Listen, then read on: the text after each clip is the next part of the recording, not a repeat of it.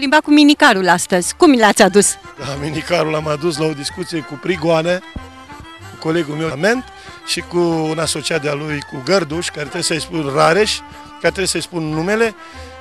Înainte de a veni, chiar domnul Prigoane m-a adus cu avionul, până la avion, până la aeroport și discutam chestia asta. Măi, dar chiar să plimbă moții, zic să plimbă, dar am și hipotaxi, l-ați văzut?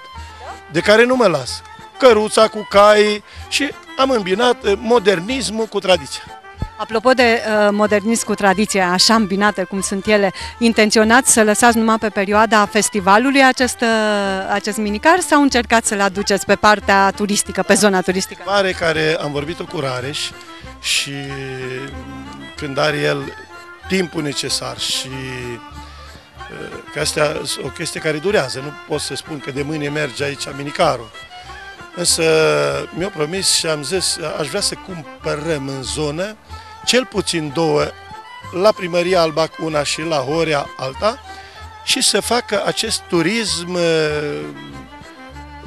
local, zonal și pe ruta Albac, Horea, Huedin și chiar să ajungem iarăși la Ghețarul Scărișoara, unde este o arteră, se poate circula, trebuie să mai reparăm un pic pe drum. Mergem la Ghețarul Scărișoara, coborâm iară la Gârda, să face un circuit. Areșeni, Gârda, Albac, Scărișoara, Vadul Moților, Sălciua, zone Rimetea, zone care au mult potențial turistic. Vorbiți de niște locuri din acestea extraordinare pe care telespectatorii nu le știu și parte din turiștii care vor să vină aici nu le cunosc. Ce poate să viziteze un om aici când vine? Hai de mine, foarte mult. N-am fost pregătit să spun atâtea puncte turistice.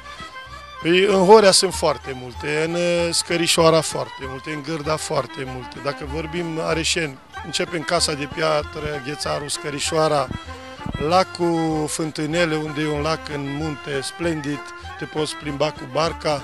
Avem aici în zonă la noi, în Horea, atâtea puncte de atracție, Dâmbul Gâf, Dâmbul Îndrăgostiților. Vedeți, și ăsta îl putem include în circuitul turistic, ce ați văzut azi, Târgul Lemnarilor.